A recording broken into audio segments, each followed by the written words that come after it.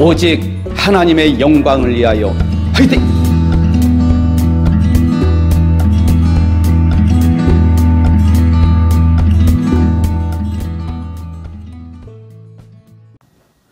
할렐루야. 저는 오지성 TV를 운영하고 있는 유튜버 오지성 목사입니다. 오늘 이 시간에는 정말 우리 한국교회가 이렇게 처참하게 무너져가고 있는데 이제 예배가 드려지지 못하고 기도 소리가 들리지 않고 찬양 소리가 들리지 않는 이런 상황에서는 정말 이제 더 이상 답이 없어 보입니다. 저는 역사를 굉장히 중요시 여기고 관심이 있어서 일찍이 조선왕조 실록을 제가 여러 번 본 적이 있습니다.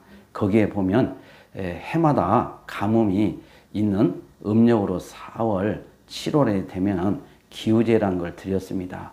그리고 많게는 한 해에 무려 9차례나 이렇게 기우제를 드릴 정도로 백성들을 위해서 이 임금이 굉장히 또 국가적으로 이렇게 어떤 도움을 청했던 의식을 했던 것을 알 수가 있습니다. 여러분, 그래서 그 당시에 굶어 죽는 사람들이 많이 있게 되자 세종은 그 고을에 관리들을 불러들여서 곤장 80대를 때리기도 하고 변방으로 내쫓기도 할 정도로 그렇게 굶주린 사람들을 애석해 하고 안타까워하면서 정말 정치를 했습니다. 지금 우리 이 한국뿐만 아니라 전 세계 코로나19로 인해서 상당히 지금 많이 어려운 가운데 있지만은 특별히 우리 대한민국은 지금 이 예배가 다 무너지고 있는 상황에서 더 이상 답이 없어 보입니다.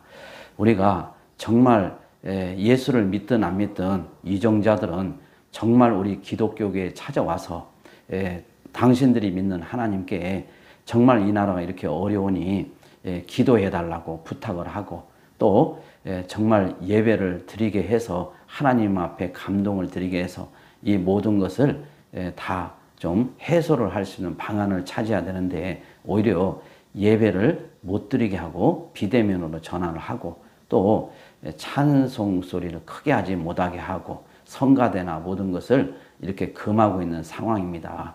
물론 법원에서 며칠 전에 19명까지는 드릴 수 있다 해서 19명까지는 가능하게 되었지만은 지금 예배가 무너진 상황에서는 이제 어떠한 답도 보이지가 않습니다.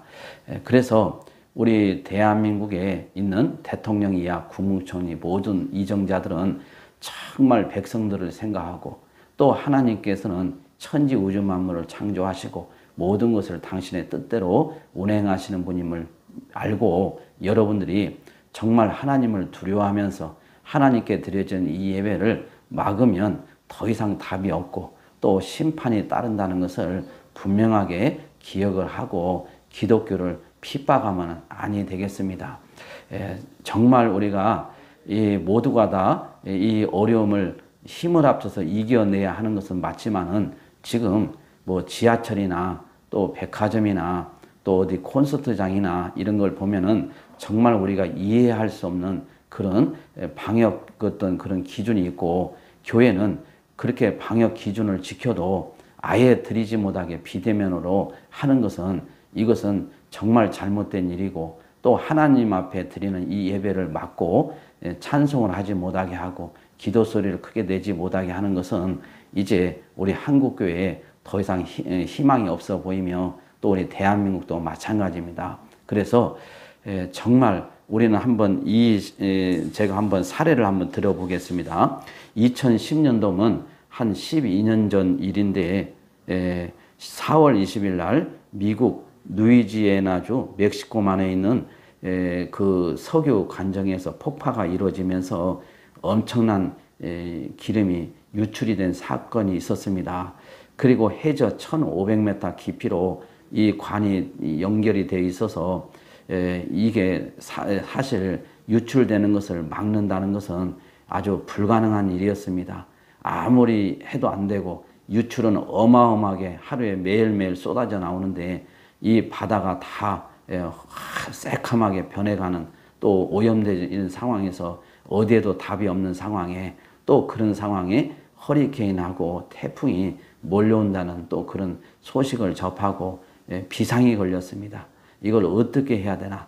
정말 인간으로서는 할 수 없는 불가항력적인 상황이 전개가 된 것입니다. 이런 상황에서 정말 이 그 연안에 있는 그 뭡니까 주지사들이 텍사스, 미시시피, 엘라베마, 루이지애나 이렇게 4개 주 주지사들이 모여가지고 주일날 27일, 그러니까 27일은 언제냐? 2010년 4월 27일, 그러니까 기름이 유출되고 7일 만에 이 기름 오염 확산 방지를 위한 기도의 날로 정하고 주민들의 적극적인 참여와 협조를 당부하면서 기도하기 시작했습니다.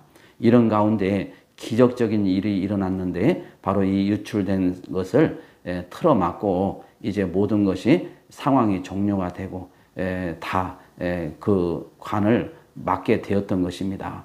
이것은 정말 사람으로 할 수 없는 일이었습니다. 하나님 앞에 기도할 때 이런 역사가 일어난 예를 들어서 정말 우리가 이 힘든 상황을 타개하게 해서 교회를 예배를 드리지 못하게 하고 교회에 찬송 소리를 크게 하지 못하게 하고 기도 소리를 크게 하지 못하고 이렇게 해서야 이게 되겠느냐 이거죠.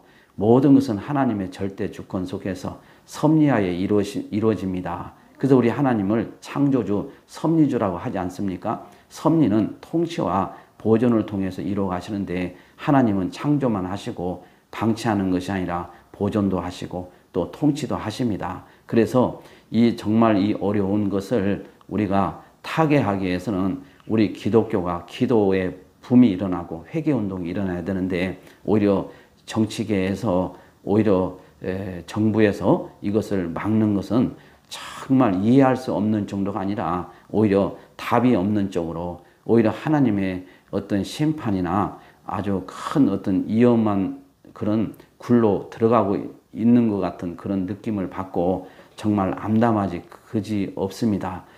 그래서 대통령 이하 국무총리 모든 장관들 또 이런 공무원들은 이 사실을 알고 정말 교회를 핍박하면 안 됩니다. 지금 서울에서 예배를 강행하고 있는 교회들이 지금 이제 폐쇄될 위기에 있다고는 이런 내용까지 지금 보도가 되는데 정말 여러분들이 하나님께 드려지는 이 예배를 방해하게 되면 여러분들은 정말 하나님은 살아계십니다.